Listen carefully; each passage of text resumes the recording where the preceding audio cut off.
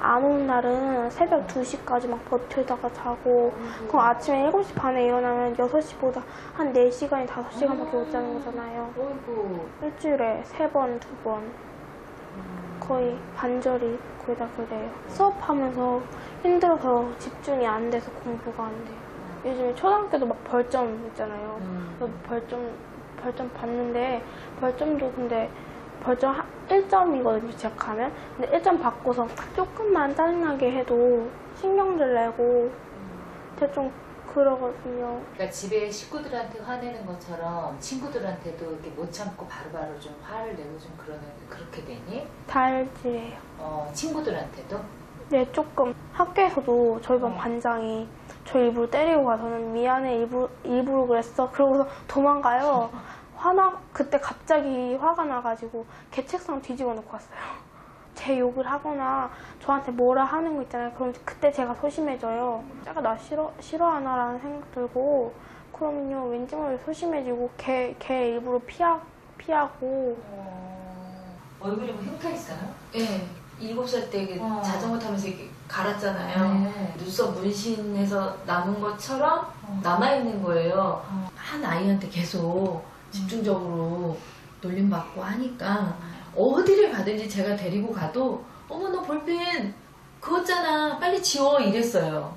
근데 이제 그 이후로 아이가 잠드는 거라든지 이런 게 조금 어려워진 것 같다는 네, 느껴지세요? 제 생각에 그렇죠. 제가 이제 키우는 과정 중에 가장 이제 기억에 남고 이슈가 되는 게 그 사건 이후로는 없어요. 자신감이 없어요.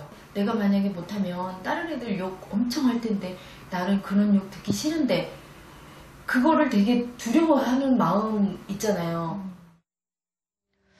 그래요. 우리 혜성이의 마음도 얘기를 좀 들어봤고 또 어머님의 말씀도 들어봤습니다. 근데 우려했던 대로 이제 본인이 느끼기에도 나는 잠이 좀 부족해서 낮 시간에 좀 활동하기가 어렵다라는 것을 본인도 이제 인정을 하고 있는데요, 선생님. 혜성이의 심리 상태 어떻게 또 이해를 하셨는지. 네, 혜성이하고는 이제 이렇게 언어로 간단하게 상담을 좀 했었고요. 그리고 근데 그거는 이제 상담이라기보다는 아예 이제 진단 평가를 위해서 간단하게 대략적인 인터뷰를 했다고 이제 보시면 될 겁니다. 그리고 이제 심리 평가. 지능, 정서 뭐 이런 것들을 다 하는 평가도 저희가 이제 같이 다 실시를 했었는데요.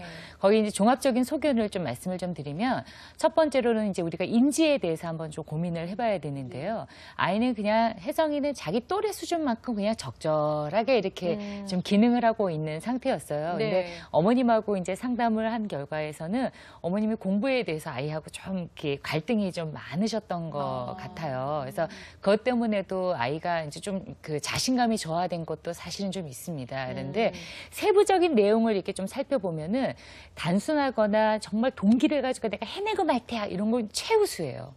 그런 거는 의지가 능력이. 확실하게 있네요. 네, 그런데요 조금 복잡해지고 어려우면 수행이 확 떨어집니다.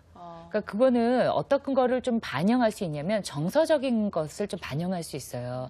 자신감이 없거나 항상 그럴 때면 못한다는 이야기를 들었거나 체근을 너무 많이 당했거나 이러면 아이들이 여기에 대해서 좀 자신이 확 없어지면 어려워지면 확 좌절감이 들기 때문에 오히려 수행이 좀 떨어질 수가 있습니다. 그래서 그런 부분이 좀 검사 결과가 있었고요.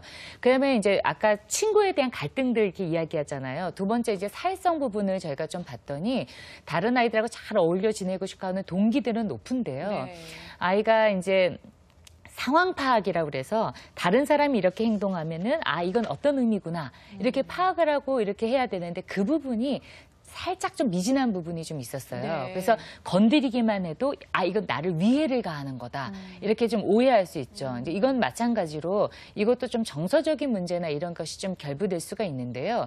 그런데 이제 그중에 어떤 것이 있었냐면은 혜정이는 구체적으로 칭찬해주지 않으면은요. 이걸 나에 대한 부정적인 평가를 하는 거다. 이렇게 아이가 좀 곡해하고 오해하는 특성이 조금 두드러졌습니다. 그렇기 때문에 친구들이 이렇게 조금만 그 장난을 해도 이건 나에게 내 부정적이라는 일을 하는 거다. 이렇게 생각할 수 있는데요. 그거는 한편으로는 가정에서 좀 부정적인 자극이 아이한테 좀 많았을 경우에도 아이들이 그 감정에 좀 압도되기 때문에 외부에 나가서도 그 친구들한테 그 오해가 되는 것이 자꾸 반복되어질 가능성이 있죠. 그래서 이 두 가지가 다 고려해 봤을 때 좀 정서적인 문제 문제를 우리가 좀 한번 생각을 해봐야 되겠다. 네. 그래서 정서 검사를 저희가 하고 제가 또 인터뷰한 거하고 상담한 거하고 종합적으로 봤을 때 가장 두드러지는 것은 자신감의 저하입니다. 그래서 지금 기본적으로 아이가 좀 자신감이 좀 없고요. 그런데 이게 없고 감정이 막 이렇게 부정적이 되면 그걸 보통 아이들은 말로 표현하면서 푸는데 혜성이는 아직 그거를 말로 표현을 한다거나 그리고 이거를 내가 해결할 수 있을 것이라는 자신감이 그것 또한 좀 저하되어져 있는 상태예요. 네. 그래서 어떤 외부적인 자극이 들어올 때 이것이 소외감이라든지 고립감이라든지 불안감 이런 것들을 되면서 화가 자꾸 나는 겁니다. 네. 그런데 그걸 자기는 해결할 수는 없고 이러니까 참았다가 부적절한 방법으로 짜증을 낸다든지 화를 낸다든지 이런 방법으로 되는데 혜성이가 지금 끊임없이 저한테 이야기했던 것이 뭐예요?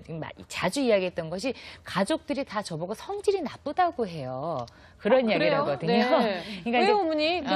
인정하세요? 아니, 그러니까 제가 아까 일부러 여쭤봤었는데 연년생으로 위에 언니 하나 있고 밑에 7살 차이 나는 이제 남동생이 하나 있는데 이게 둘째 낀 아이들의 이 좀 특성이기도 한 것 같기도 하네요.